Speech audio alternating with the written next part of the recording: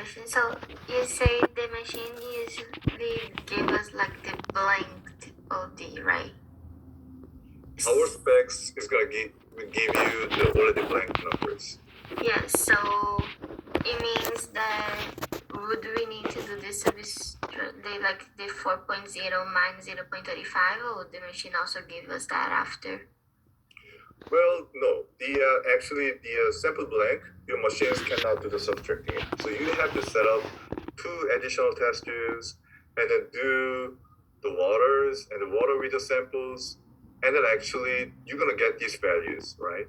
Mm-hmm. You're gonna get these values immediately. So you don't need to subtract these values, but you're gonna get in these two the additional test tubes, you're gonna get these values. So once you get these values, you have to subtract manually or minus 0.35. And then this one has to be done by you. Our machines cannot do that. Okay, thank you. But I think the more important thing is don't worry about our spectral formatters. In a practical test or any kind of situation, the test conditions, I'm not going to ask about our laboratory conditions, okay? So the most important thing is you needed to understand the concepts of the sample blank, and then you needed to know why we have to do this sample blank, okay?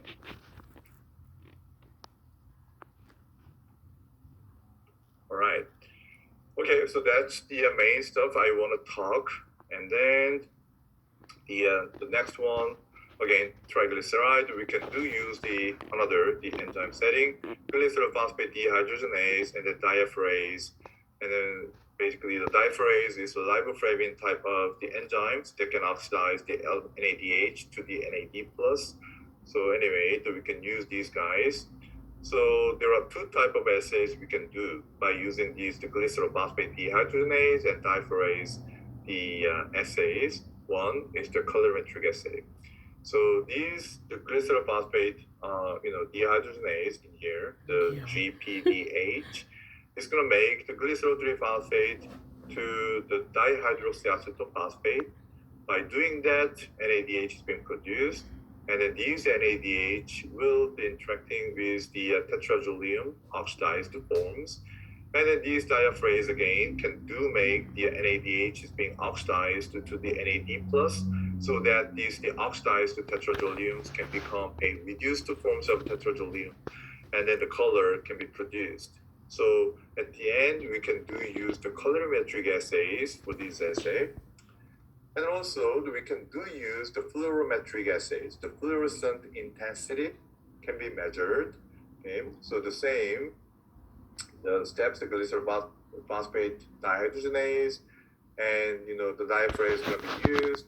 But in here, the only difference is the colorimetric assay. Fluorometric assay is some chemicals we can use in the second steps. In the first ones, we use the tetrazoleum and the colorimetric assay. Second steps, we are using the rizazulin. Okay, and then the rizazulins also can be oxidized into the ligolupin, and then these ligolupins can be a structure like this. It's like the methylene blue type of the structure. 3, the ring form structures, and then you can see the fluorescent color can be emitted at the end. So we can measure the fluorescent intensity, okay, instead of the color. The intensity is in here. So you think, have you ever done the fluorometry assay before? Any labs? So, you can think like this. Fluorescent, the method is more accurate. Very, good, the resolution. Okay? But the thing is, fluorescent assays can give you some background noise too. So it depends on the laboratories. Certain laboratories prefer to use the colorimetric assay. Some laboratories, specifically molecular diagnostics or the reference laboratory, they prefer to use a fluorescent assay, the fluorometric assays. Okay? But I just want to introduce in here. So we have 2 different type of enzymatic assays, right? One is the kinase, the pyruvate kinase, and the lactate dehydrogenase. The second one is the glycerol phosphate dehydrogenase and diaphrase method. Okay, so basically the same. we do use the glycerol as a substrate, and then NADH is being used in both enzymes.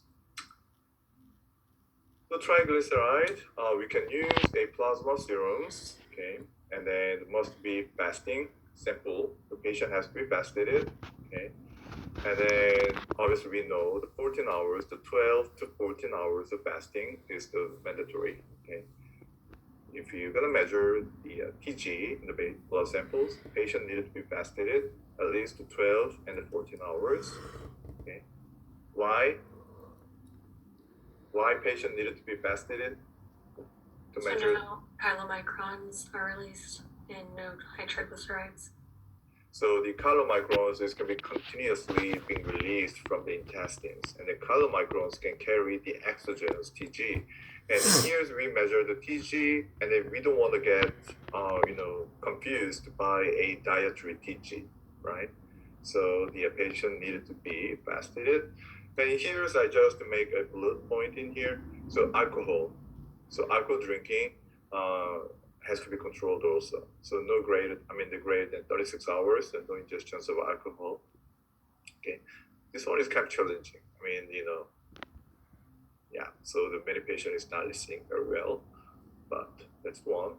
And then the plasma TG values, so we can use the serums and the plasma, but if you compare the serums and plasma TG value is about 2 to 4% lower.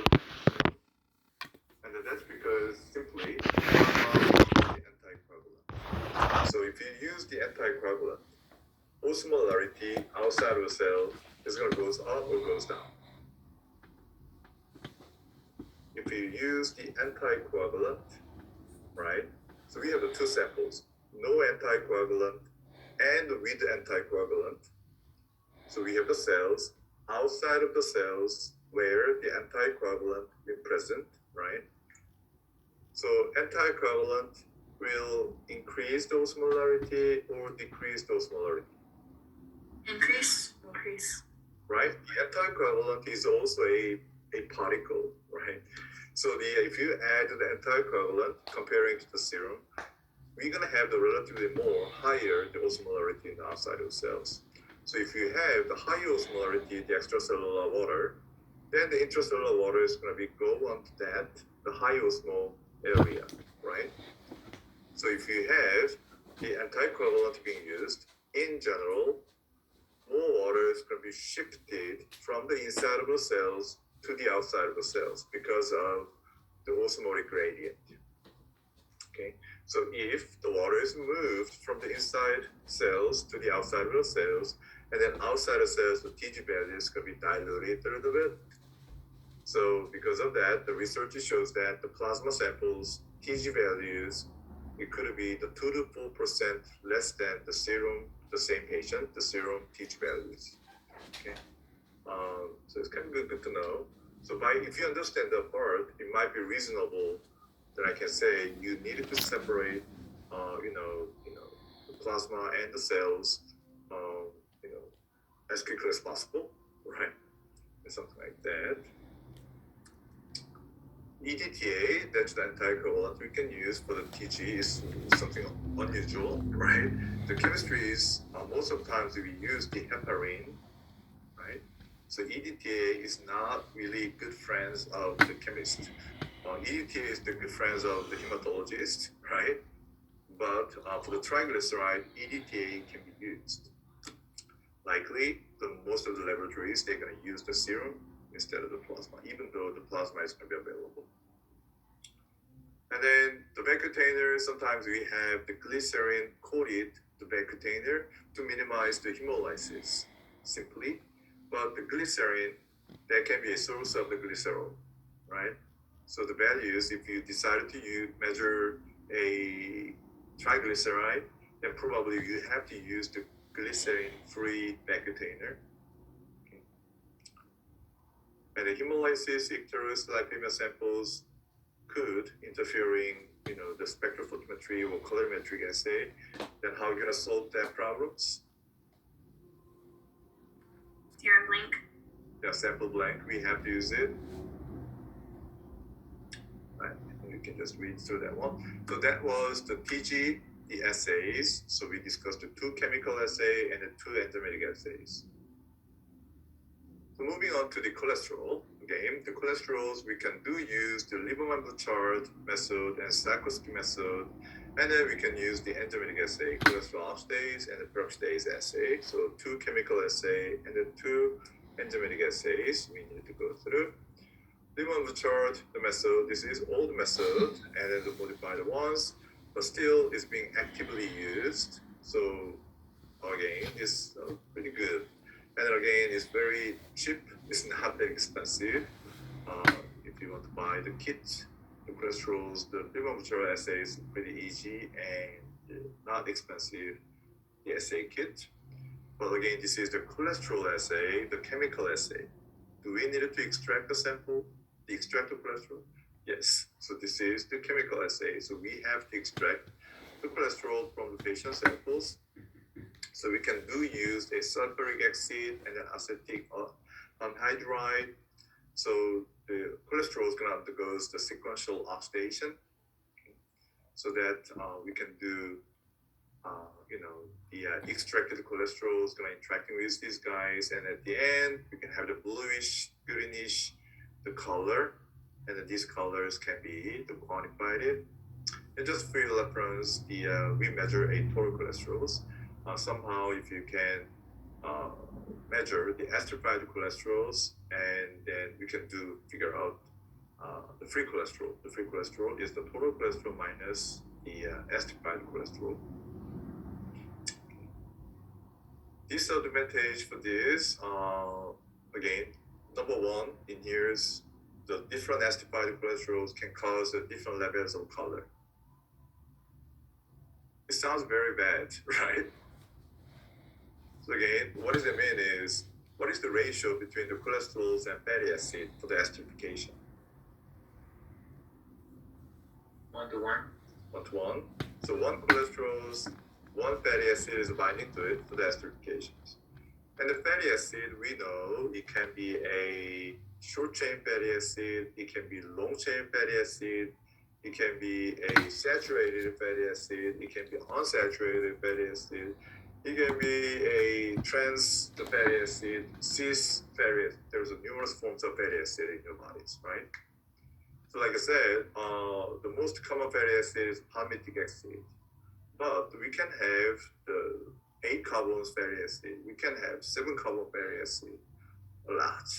So it depends on the different type of the fatty acid binding to the cholesterol, the color intensity can be changed. So in other words, this is good method, but it's not super accurate, the method. And then also the values in these chemical reactions can be interfered by the bilirubin, okay, and or the unreacted digoxin. Have any ideas what does that mean? What is the drugs that called the digoxin? Anybody taking that one? I hope not.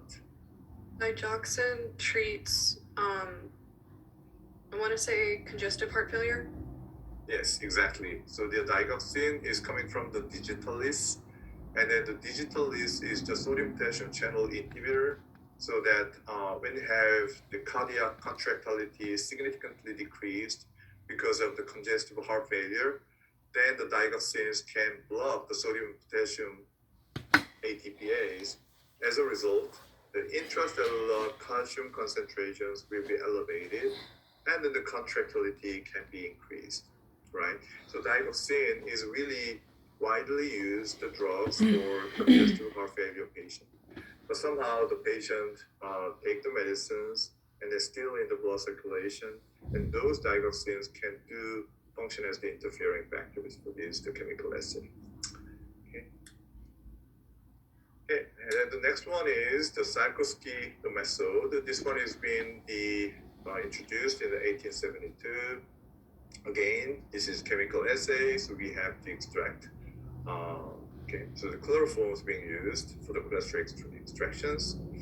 And again, in here is once the cholesterol is being extracted, it's going to interact with the sulfuric acid, and then it's going to make the bluish, the reddish color to the violet, the red colors, and those color change can be quantified. But the bluish red to the violet red is not really clear, the color changes.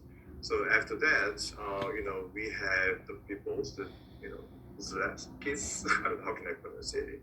The boil. These peoples to do modify the assays, and then basically they increase the intensity of these two color changes. They used a ferrichloride in the sulfuric acid, and then the color is going to be getting more intense, and then the more accurate the measurement is possible. So the current, the chemical assays, is not the original cycloscope method. It is the modified cycloscope method, which is introduced by the Boyle et al. 1953. Okay, so once the modification is done, we have the 7 times more sensitivity. Okay, cycloscope and revamp chart method. So this one is the most important. Okay, so this is enzymatic assay, so it's the most popular and then accurate method. I'm pretty sure it's the most of it. In hospital laboratory, they use this cholesterol oxidase, peroxidase method. Again, we have, so by looking at these reactions, you should be able to say we are measuring total cholesterol or the cholesterol ester. You need to be able to say it.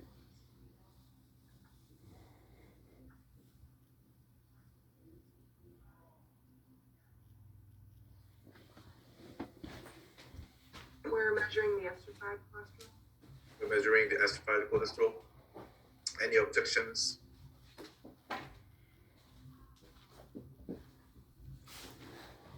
Sushmita, what do you think? You're measuring the esterified cholesterol? I think we are measuring total cholesterol here. You're measuring a total cholesterol. Okay, so if you're looking at the reaction principles in here, we could have in the patient sample, we could have a esterified cholesterol. Oops.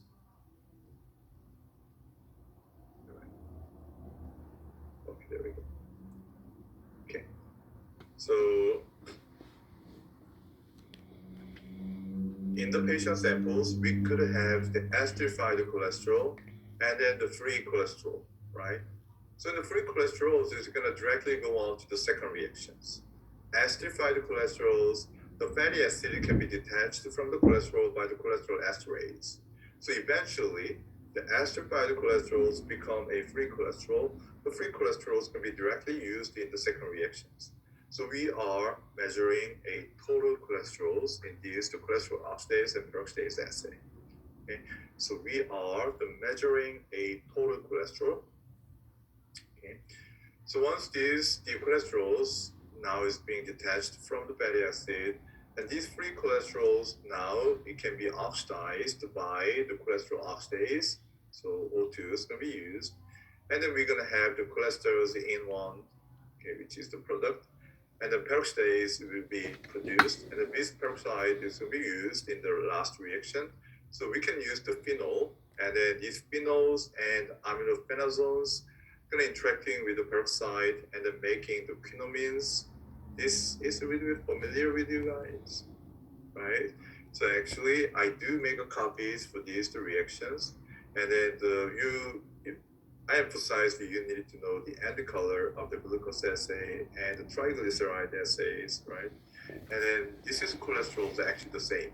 So all three, glucose, triglyceride, and the cholesterol assays, the cholesterol we didn't do it, but at the end, we're making a quinolamines is color the product, and then end color is all same, everything's okay. So again, using these two cholesterol oxidase and the peroxidase method, we can measure this color intensity using the same wavelengths. So advantage for this is again, this is enzymatic assay. The specificity is really high, and then no harsh the reagent is pretty safe. Disadvantage peroxidase the reaction is inhibited by the bilirubin and some other surfactant if it's in there. So bilirubin means if your sample is very icterous, yellowish color, then we're not going to get the accurate numbers. We have to use the sample blank and plus some other steps. Specimen for the samples, this one is also important. The samples, serums or plasma is going to be used. Like I said, the serum still the best sample. EDTA is the anticoagulant you're going to use it. So the same as the TG, which is good. And then the reasons why the EDTA is going to be the good sample, the good anticoagulant for the cholesterol assays. So other anticoagulant tends to cause the water shift from the cells to the plasma. So again, in the TG, if you use the plasma, even the EDTA, we can have some dilution effect, right? But if you use the heparins, and then you can imagine the size of the EDTA and the heparin. Heparin is the gigantic, is a huge, so it's going to take more waters out. So because of that, the EDTA might be the better, the options. And then this, if you compare the TG assays and the cholesterol assay, TG, the patient must be fasted. Cholesterol, suggested sample is the 12-hour fasting sample. Indeed, if you just measure the cholesterols, no TGs and not other the lipid profile, the patient doesn't need to be fasted because the cholesterol is not directly affected by the diet. Triglyceride, yes, but not the cholesterols.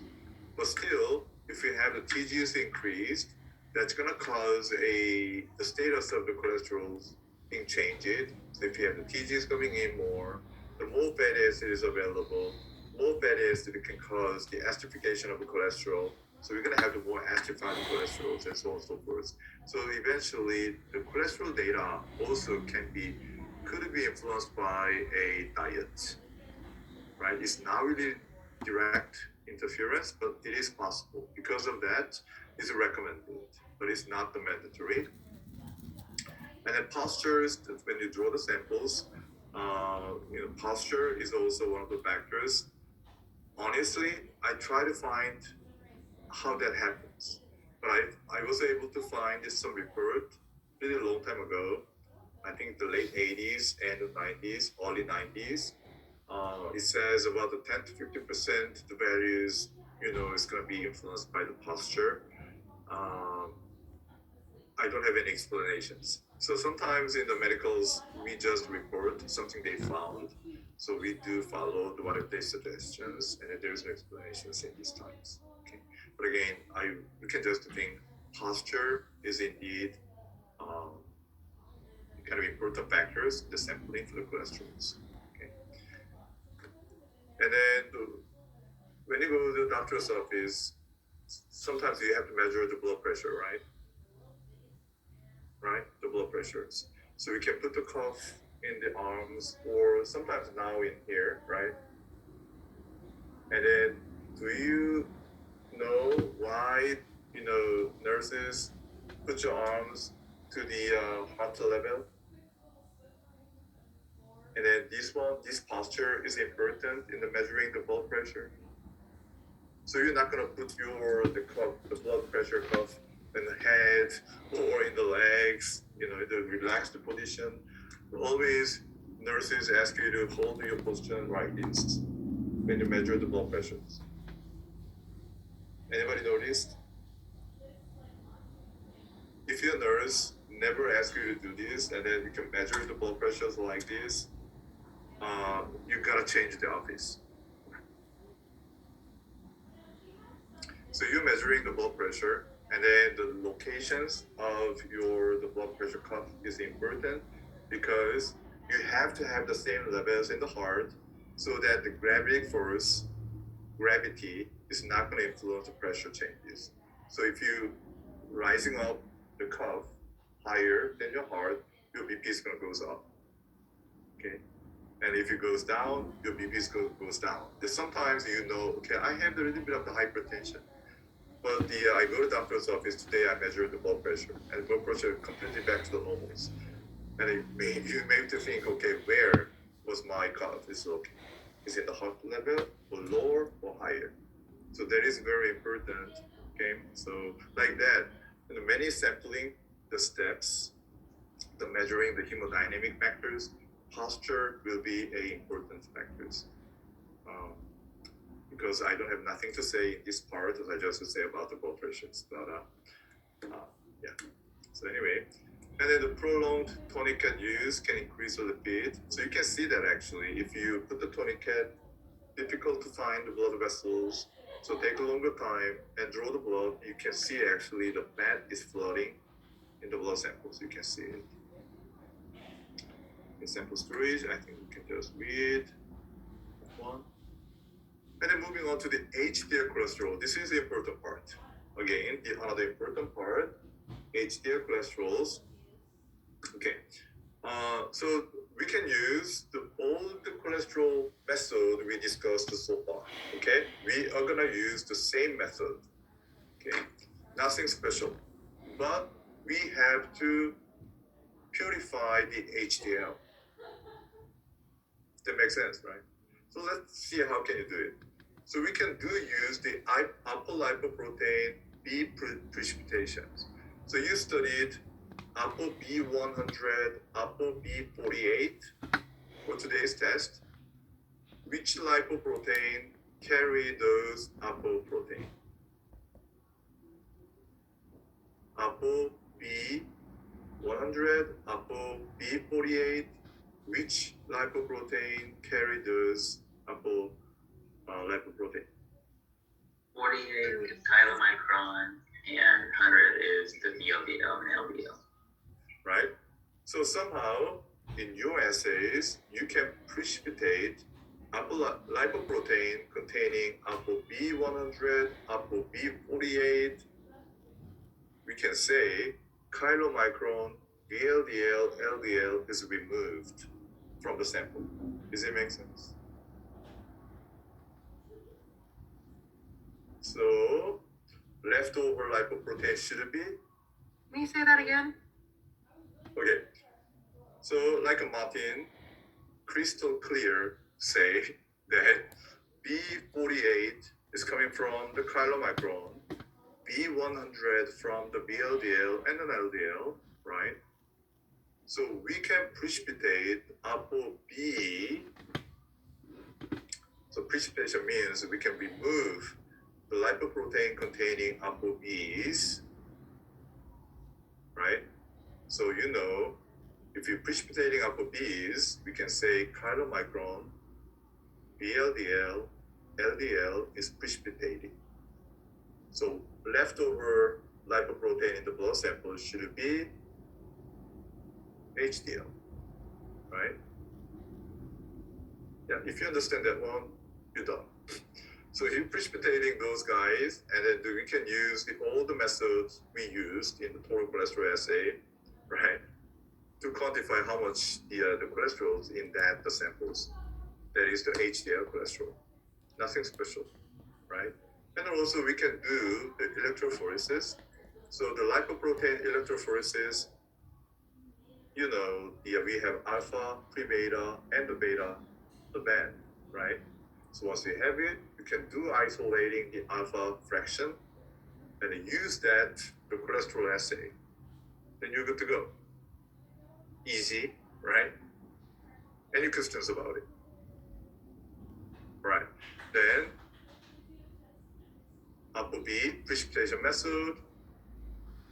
So we can use a precipitating the ApoB lipoproteins so that the HDLs can be left, and then the precipitations can be used, can be done by using, many other reagents. So we can use the heparin, manganese, the chloride, and then this is the reference method. Okay.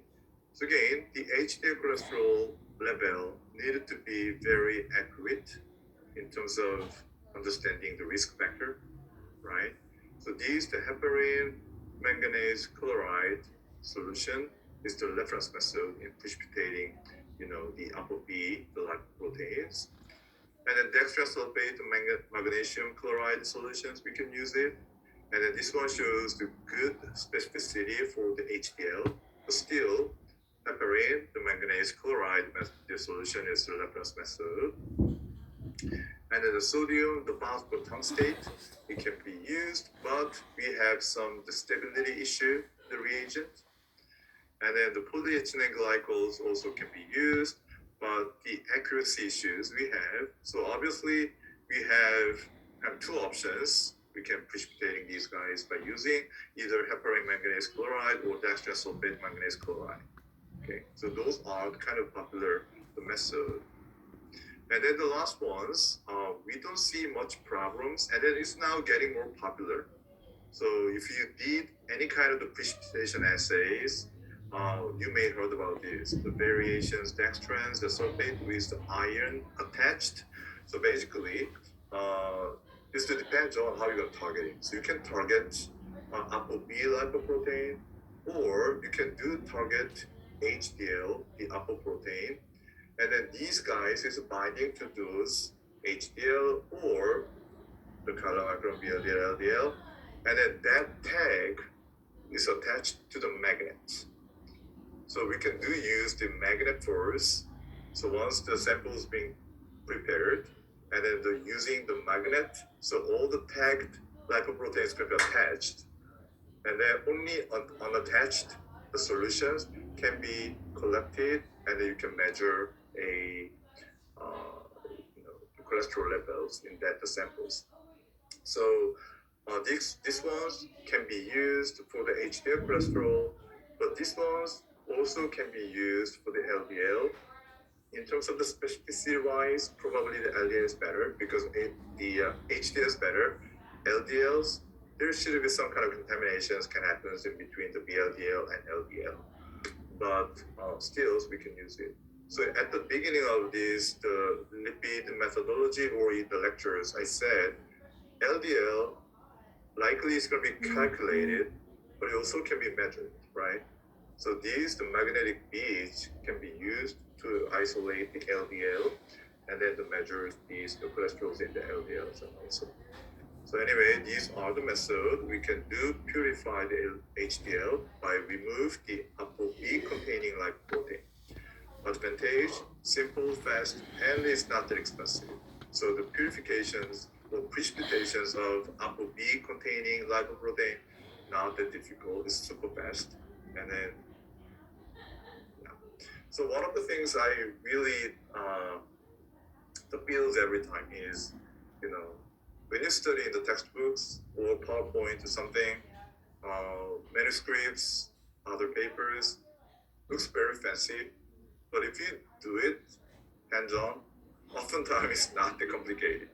So again, when you have the opportunity, practice in the hospitals, go for it, and then put your hand on any kind of method, right? So then you're gonna get used to those. And then again, this is the disadvantage for any kind of the purifications. So when you purify something, actually, the actual values you get is most likely is underestimating. So you can think about it. If you have two options, you want to really have HDL only, or the 100% HDL, the little bit of additions of LDL or VLDL, which one should be better? So it's better to remove the LDL, VLDL 100%. When the precipitation is going on, some of the HDLs can be removed also, right? So any kind of purifications, there is some tendencies to underestimate the target values. That's kind of disadvantage for that. And the electrophoresis, the principles are the same. In here, I'm going to just introduce a 3 method. You can just understand that the starch block, GMP-becon, the block electrophoresis, this one's going to be good for the quantity of HDL, the sample preparations. And the agarose gel electrophoresis, this is relatively more popular, but the resolution is not as great as the starch blocks, the electrophoresis. Okay. And then the polyacrylamide gel electrophoresis, probably this one is the most popular electrophoretic separations for lipoproteins and stuff. So knowing just the what kind of electrophoresis we can use it, that should be good enough. And then, like I said, you need to know which ones is going to be good for the large quantity of HDL preparation. Starch block, right? and then which one is more tightly correlated to the ultracentrifugation separation? Polyacrylamide. So you know that. That's good enough. Again, the patients is fasted for 12 hours. It's recommended. It's not mandatory. Okay. And then all the other condition has to be same as the total cholesterol assays. Okay. So technically it's all the same. Last one. Okay, thank you for your waiting. And this is the most important slide. And you have to memorize all the letters in this PowerPoint. It's going to be in the lab test or it's going to be in the lecture test. Okay, so phospholipid. So these phospholipids is indeed a very important in the making a pulmonary, the lung surfactant. Okay, so if you're looking at the lung, the surfactant is the mixture of the lipoprotein. Why is the surfactant is indeed very important. So I'm talking about the developing baby, so fetus. Okay, so fetus, the central nervous system is being developing, and the pulmonary systems are developing, and the cardiovascular system is developing, right? So if you, the baby, don't have the good the amount of the phospholipids, I'm going to go more specifically later on, the surfactant in the lungs can be defective. That means we have the lungs alveoli, so it can be inflated, deflated, then the baby can breathe, right? That makes sense. Alveoli in the lung has to be inflated, deflated, inflated, deflated, then the gas exchange happens. So the air can coming in, and then the CO2 can coming out when the alveoli is functioning properly. If you don't have good surfactant, alveoli is going to be collapsed. You can think about the balloon having some little bit of the water in there, so it's kind of attached. All the rubbers are attached together, and then it dried out, and it's very difficult to be blown out. You can think about it. So if you don't have the good surfactant, the alveoli is not going to be inflated, deflated. So the gas exchange is not going to occur. Okay. So the surfactant is important to decrease a fluid tensions of the alveoli. Okay. So the alveoli is not going to be collapsed by having a good, the lung, the surfactant. Okay. So that's the kind of importance of the lipoproteins. And then the premature, the infant, okay, the baby, they probably don't have enough time to secrete adequate amount of the lung surfactant, so that they have some kind of breathing problems. So think about it. This is the premature infant. So all the system is developing, as I mentioned. The baby, if the baby cannot breathe enough oxygen, brain is gonna damage way faster than adult. Okay, so if you have the pulmonary system problems, and then the doctor didn't catch that problems, the baby is being delivered, and then they're having some difficulties in breathing, and then babies will keep a lot of the problems, especially related to the brain functions and the central nervous system functions. So that could be a serious problems on that. Okay, so we have to have some ideas. How can we detect the possibility your baby has possible problems? So if you know the pulmonary system is not fully developed, then by the time the baby needed to be delivered, all the steps, medical steps, can be ready to make the air go into the baby, right? So you can help the minimizing the central nervous system damage, or maybe prevent the central nervous system damage, and the baby's gonna be okay, right? So in here,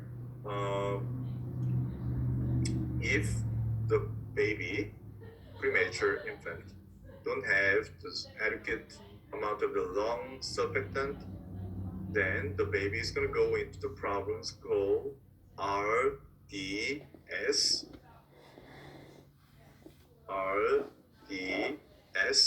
the respiratory distress syndromes, RDS. You should be familiar with these pathological conditions. And then actually, when we studied about the respiratory acidosis, we actually discussed about this pathological condition briefly in the Chem 1. Okay? So how are we gonna check the baby conditions? So we can use a amniotic fluid. Take the amniotic fluid from the mom, and then check the phospholipid in the fluid. Okay. So we can measure a LS ratio. The L stands for the lecithin. You know what that means. Again, we go back to the phospholipid, and then I explain three different type of the phospholipid. One is the lecithin, LCAT, lecithin, right? You know that, osteocholesterol-transferase. So the lecithin, that's the one. And there's sphingomyelin, this is another type of the phospholipid. So the LS ratio is greater than the 2. Then your OBGYN doctors and pediatricians will be happy. So it's going to be decreased RDS risk. So first, you need to know what is the LS ratio in the amniotic fluid we are looking for. Does that make sense? So again, LS ratio has to be greater than 2. And then if the LS ratio is less than the 2.1, that's indicating there's some possibility the baby is going to experience, the RDS, the syndromes by the time the baby is, being delivered on that. Okay. And then probably we needed to know on or more the kind of stuff. Then what times point during the pregnancies we needed to check LS ratio. So LS ratio we expect is greater than 2 at or after the 35 weeks of the gestations. Okay.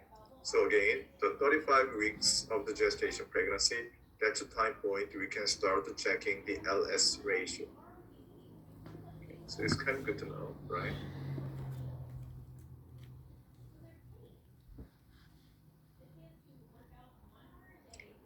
So clinically, the values of LS ratio 2 is kind of commonly accepted standard values indicating the maturities in the fetus of the non-diabetic woman.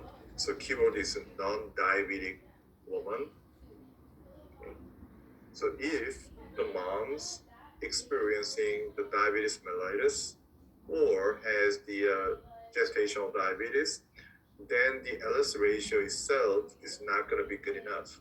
Okay, so again, LS ratio 2 or higher can be a good marker, the commonly accepted markers for the non-diabetics, the moms.